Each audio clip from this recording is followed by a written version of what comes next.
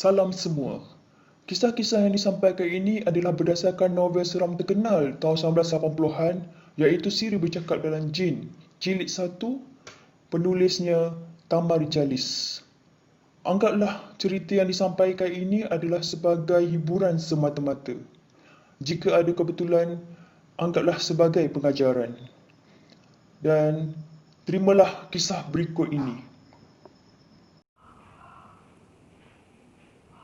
Jilid 27 Bahagian 1 Manusia tanpa kepala. Datuk pun membasuh kepala dan muka lelaki itu dengan air daun pisang dara.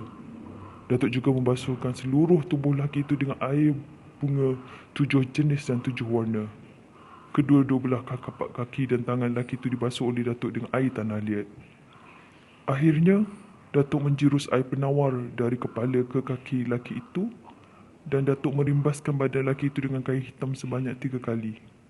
Dengan penuh teliti, Datuk menyarungkan kain pelikat ke badan lelaki malang itu dalam keadaan terbalik. Cara menyarungannya juga agak ganjil, iaitu dari kepala ke kaki. Datuk membawa lelaki tersebut pulang ke rumahnya. Datuk minta lelaki itu baring di atas muka pintu dan meletakkan batang tepus ke dada lelaki itu. Datuk berdiri di anak tangga terakhir sambil menatap wajah lelaki itu. Kau bangun sekarang, perlahan, dan tangan kiri kau menolak batang tepus hingga ke hujung kaki, kata Datuk, dan lelaki itu patuh dengan apa yang dikatakan oleh Datuk. Sekarang, tak ada satu apa pun yang mesti kau takutkan. Tugas aku sudah selesai, beritahu Datuk kepada lelaki itu sambil melangkah ke dalam perut rumah. Datuk duduk dengan tiang seri menyandarkan badannya. Saya bersandar dekat dinding. Matahari pagi kian meninggi. Sudah masuk pukul 10 pagi. Saya kira bila kerja Datuk sudah selesai, tentu dia akan pulang. Paling lewat 3 atau 4 petang kami akan meninggalkan Kuala Terong, fikir saya dalam hati. Lelaki yang sudah diubati oleh Datuk terus menghidangkan kopi pada Datuk dan saya. Lelaki itu sendiri menuangkan air kopi ke daun cawan. Minumlah. Goreng pisang belum masak, ujar lelaki itu.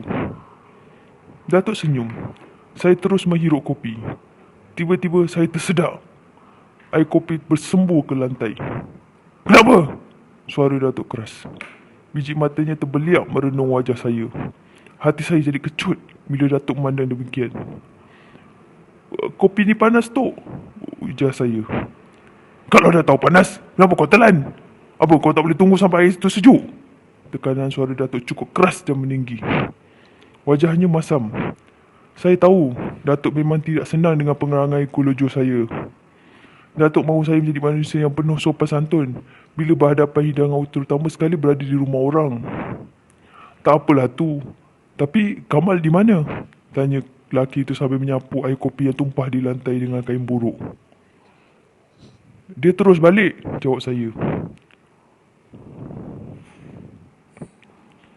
Oh, begitu. Saya tak sedar.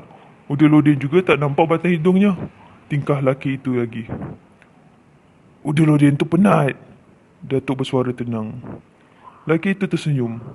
Tanpa memberitahu saya dan Datuk, lelaki itu terus ke dapur. Datang semula sambil membawa sepiring daun pisang. Goreng pisang. Kami pun makan bersama. Memang sedap makan goreng pisang panas bersama air kopi. Bila sarapan pagi sudah selesai, Datuk menghampiri lelaki yang isterinya menjadi hantu itu sambil berkata, Kau ampunkan dosa isterimu? Saya ampunkan. Kalau begitu, malam ni kita adakan majlis tahlil. Saya tak ada wang, kata lelaki itu. Aku bagi kau wang. Nada Datuk cukup tegas. Datuk seluk saku dan mengeluarkan wang. Dengan wajah agak cemas, lelaki itu menerima wang pemberian Datuk. Saya juga hairan dari mana Datuk memberi wang. Setahu saya, sewaktu datang dulu, Datuk tidak membawa banyak wang. Saya segera menghampiri Datuk dan terus bertanya kepada dari mana dia dapat wang. Datuk menerangkan kepada saya bahawa wang yang diberikan kepada lelaki itu adalah daun-daun kering. Dalam tempoh tertentu, wang itu akan menjadi daun kembali. Kenapa Tok buat begitu? Untuk menolong orang susah. Rugilah orang yang menjual barang padanya. Tidak, Sebelum wang kertas itu bertukar menjadi daun seperti asalnya, orang berniaga isteri aku akan datang dan menukarkan wang yang betul pada penjual barang tersebut. Saya menarik nafas panjang mendengar penjelasan Datuk itu. Sebenarnya, Datuk bagaikan berahsia dengan diri saya tentang ilmu kepandaian yang ada pada dirinya. Dia hanya menunjukkan kebolehannya pada waktu tertentu tanpa diduga dan dijangka oleh siapa. Berdasarkan pada itulah saya lebih senang mengikutinya walau ke mana-mana. Majlis tahlil pun berlangsung di rumah lelaki itu. 15 orang telah hadir. Datuk sendiri jadi tukang masak dan membacakan doa.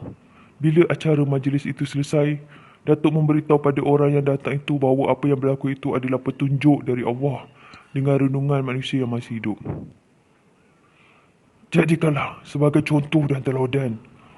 Allah dapat menunjukkan kebesaran dan kekuasaannya pada bila-bila masa. Nada Datuk menurun. Orang yang berada dalam rumah tertegun. Tumpukan perhatian pada cakap Datuk. Jika kamu sayangkan isteri kamu, cuba elakkan kawal diri mereka dari menjadi pendahaka kepada kamu. Isteri yang dahaka pada suami tak akan mencium bau dosa, bau syurga. Tapi suami akan berdosa besar kalau menggunakan taat setia seorang isteri untuk mencari kesempatan. Datuk mengakhiri cakapnya. Bila semua tetamu itu pulang, saya dan Datuk mengambil tempat di ruang hadapan untuk tidur. Lelaki itu tidur di dalam bilik, manakala Udin tidur di rumah lain. Udin bimbang kalau dia tidur di situ, pengalaman ngeri yang dilalui ia akan berulang kembali. Lebih kurang pukul 12 malam lelaki itu mengejutkan Datuk. Saya secepat kilat bangkit dan dari baring. Ada apa? Tanya Datuk. Bagaimana caranya saya nak jampukan isteri saya? Datuk garu pangkal kening.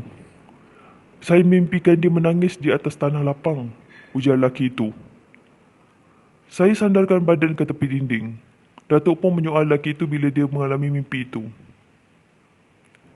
Apakah masa dia mau tidur tadi badannya bersih dan ada membaca ayat-ayat suci? Sebelum saya tidur, saya ada ambil air sembahyang dan membaca ayat kursi, jelas lelaki itu. Isteri kau mengharapkan kampunan dari kau? Ya, apa mesti saya buat? Tanyanya lagi. Datuk bangkit dari tidur. Datuk berjalan ke kawasan ruang itu 2-3 kali. Suasana malam cukup sepi. Kau pergi ke kubur isterimu 7 pagi. Bacakan surah Yasin. Setiap kali sembahyang subuh, berdoalah pada Allah. Minta doa isteri kau diampunkan. Kata nasihat Datuk lelaki malang itu. Saya buat. Saya mahu rohnya tenang dan damai. Saya ampunkan dosanya. Kata lelaki itu. Dia pun meninggalkan saya dan Datuk di ruang hadapan. Malam itu tidur saya cukup nyenyak. Bila bangun pagi, badan terasa segar. Lebih-lebih lagi bila mandi embun bersama Datuk. Kulit badan terasa sejuk dan kelihatan kemerah-merahan. Pagi itu, saya bersama Datuk meninggalkan Kuala Terong menuju ke Pekan Terong. Datuk terus menemui Udin yang memang menanti kedatangannya. Kita balik berasinganlah, beritahu Datuk pada Udin. Sebab aku nak pergi ke Pekan Minggu di Cangkat Jering. Aku nak beli parang. Bagaimana ubat orang yang bayaran ubat yang ditolong tu? Saya dah minta pada orang kampung RM300. Mereka setuju bayar. Datuk bergerak-gerak. Biji matanya macam berputar-putar merenung muka Udin. Datuk terus memegang batang leher Udin. Kenapa ni? Udin terkejut. Ingat, aku bukan cari makan dengan cara ni. Aku menolong orang kerana Allah. Bukannya aku nak buat harta dengan ilmu yang ada pada aku. Ilmu ini pemberian Allah untuk menolong orang. Aku nak hidup mesti berusaha dengan cara lain. Lagi sekali kau cakap macam tu, aku patahkan batang leher kau. Cukup terkeras suara Datuk. 2-3 orang yang lalu di situ berhenti. Mereka mendekati Datuk dan Udin. Salah seorang daripada mereka menyangka Datuk dan Udin bergaduh, lalu menasihati Datuk dan Udin supaya berdamai. Jangan campur, ini urusan kami, ujar Datuk pada orang itu. Dengan wajah yang tersibuk-sibuk, orang itu menjauhkan diri dari Datuk dan Udin. Kau pergi bagi tahu orang kampung bahawa aku tak nak duit tu 1 sen pun. Aku buat itu semua secara percuma. Tak payah kena bayar.